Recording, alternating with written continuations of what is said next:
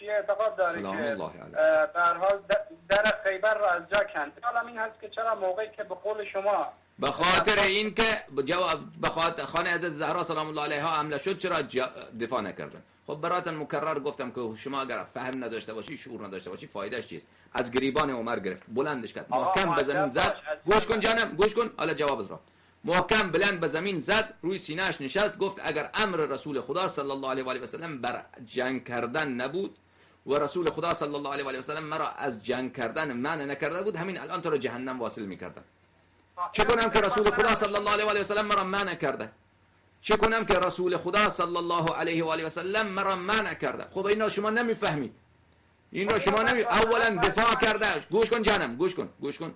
شما برادر عزیز من، شما چون تعصب شما را کور کرده، شما چون خفاش چیه؟ خفاش اون کسیه که نور را نمیبینه. خفاش جانوریه که آره خفاش نور را نمیبینه. این بله در برابر نور چشماش کور میشه. شما بله چون شما تعصب شما را کور کرده، فارسی را نمیفهمید. خوب گوش کنید. اول که دفاع کرده امیرالمؤمنین علیه السلام، خب این بلند، یک کسی که حمله کرده او را بلند بکن، از گریبانش میگه بلندش بکن، محکم به زمین بکو.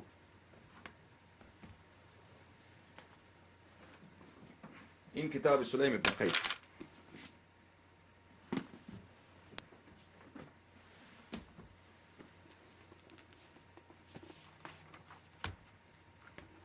ببینید دوستان عزیز، کتاب سلیم فارسی که بهتون میگم، این کتاب سلیم ابن قیس هلالی، سلیم ابن قیس،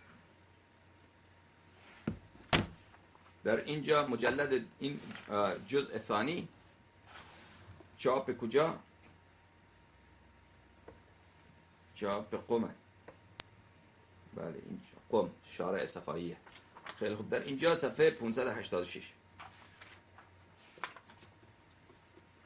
فوثب علی علیه السلام فأخذ بتلابیبه. امیر المؤمنین علیه السلام از جا پریدن، از گریبان عمر یا از کمربند عمر گرفتن. ثم نطره فصرعه، بلندش کردن، زدن محکم، همونطور که آدم یک کوتوله سگ بلند میکنه محکم به زمین میکوبه، مثل کوتوله سگ زد خبیث را بزنید. بعد میگه دفاع نکرده. خب نامرد، این چیه دفاع نیست؟ شما که دین که ندارید.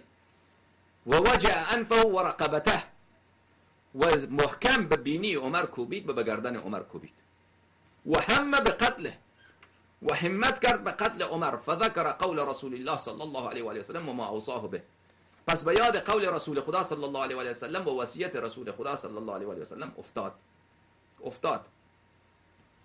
فقال والذي کرم محمدا بالنبوه صلی الله علیه و آله و سلم، قسم به آن خدایی که حبیبش را به نبوت فرستاده صلی الله علیه و آله و سلم.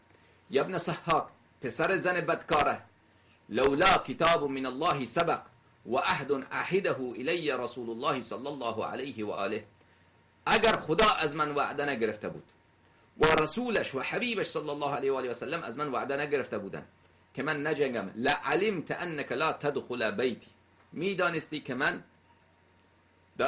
که تو نمیتونی وارد خانه‌ام بشی. فارسل عمر یستغیث، پس عمر شروع کرد به داد کشیدن که مرا ول کن، مرا رها کن. بعد میگه دفاع. خب این دفاع لا مذهب دفاع، پس چیه این دفاع؟ این که عمر را مثل طول سگ بلند کرده، به زمین کوبیده، بله گردن و بینی و نجس را بله زخمی ساخته. خب این دفاعه. و بعد عمر مثل زن باکره که شروع کرده به چیخ زدن که مرا ول بکن، مرا رها کن، مرا نکش. خب این دفاع کردن دیگر نامذهب. بعد از این چی میخوای دیگه تو؟ ثانیا رسول خدا صلی الله علیه و سلم ایشان را منع کرده از شمشیر کشیدن. اگر خب صریحه. جالبه که خود اینا این روایت را نقل کردن. دوستان عزیز، این کتاب صحیح مسلم،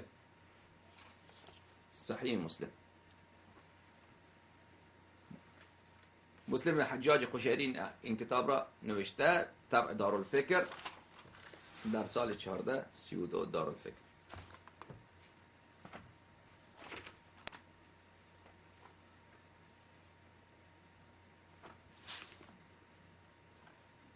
صفحه 941 روایت 4678. از حذیفه یمان، حذیفه ابن الیمان، رسول خدا صلی الله علیه و آله و سلم فرمودن یکون بعدی ائمه لا یهتدون بهدای، بعد از من امامان میآیند که به هدایت من نیستن، ولا یستنون بسنتی، و بر طریق من، بر سنت من نیستن، و سیقوم فیهم رجال قلوبهم قلوب الشیاطین فی جثمان انس، و در بین اونها مردانی هستند که قلبهای اونها قلبهای شیاطین در بدن انسان هستند.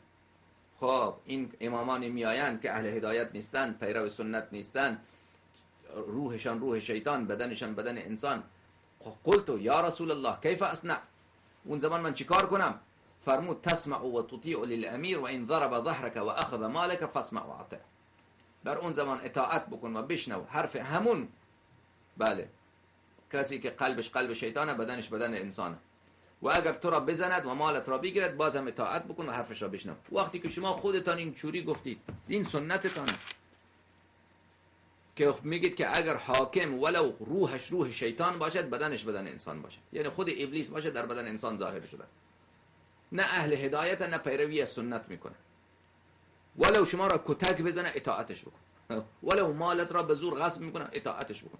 خب وقتی که این را در صحیح ترین کتابتان نقل کردید، شما چه حق دارید که بپرسید چرا امیرالمؤمنین علیه السلام دفاع نکرد؟ یعنی چرا بله خلاف مخالفت با شریعت نکرد؟ تازه اگر از ما میپرسی خب دفاع هم کرده. اگر منظورت اینه که چرا مثلا شمشیر نکشید، لشکر نکشید، لشکر نداشت، نامرد، لا مذهب.